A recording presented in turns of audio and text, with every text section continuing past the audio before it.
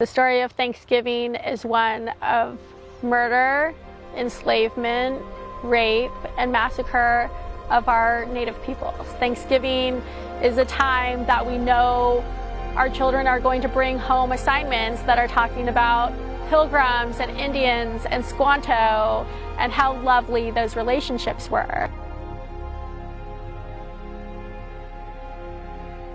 Holidays have very different meanings for different people across tribes, across families, and it's important to acknowledge that for those Eastern tribes, that Thanksgiving is seen as a national day of mourning. And so the way that I grew up, every year there's a sunrise gathering that takes place on Alcatraz Island. We took boats at 4 o'clock in the morning over to the island, and we stood in prayer and in unity and in solidarity. When people say forget about it, that happened in the past, it wasn't for us. It was just one generation ago that our parents were taken to boarding schools, that our grandparents were shipped away and taken from their homes, and we weren't allowed to practice our religion. We weren't allowed to have ceremonies out in the open. It was not legal until 1978, the passage of the American Indian Religious Freedom Act. I still see Thanksgiving as a time of reflection. I see it as a time of acknowledgement.